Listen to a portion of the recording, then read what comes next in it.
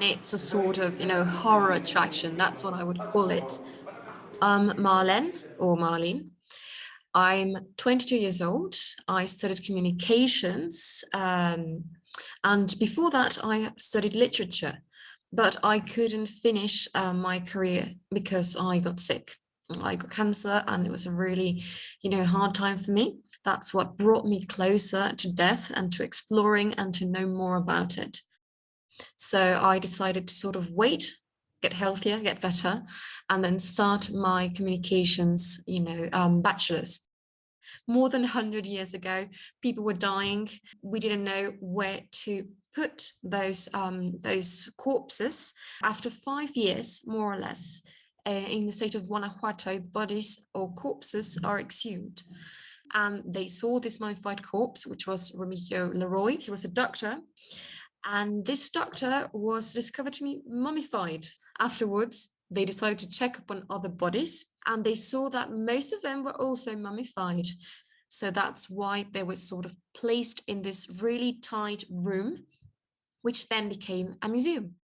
And there are a lot of tourists that go there and they're like, look, this is so creepy. I'm going to take a selfie. And you see them taking selfies with the mummies. And my thought was just, this is absolutely disrespectful, right? Because these were people, these were actually people, and they didn't decide to be there, to be displayed in that manner, nor the families, because most of the families couldn't afford to keep them buried.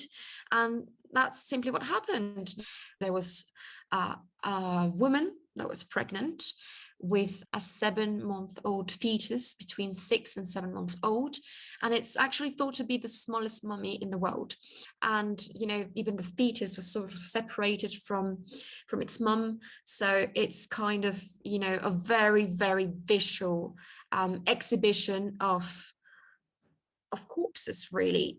I can't even explain the sort of feeling it gave me the first time I saw them. I couldn't believe what I was seeing, the way they were standing, the way they were being exhibited, because this also has a sort of creepy theme to it. You go inside, it's sort of a maze, everything's dark, and many people are scared. And I think that's natural, right?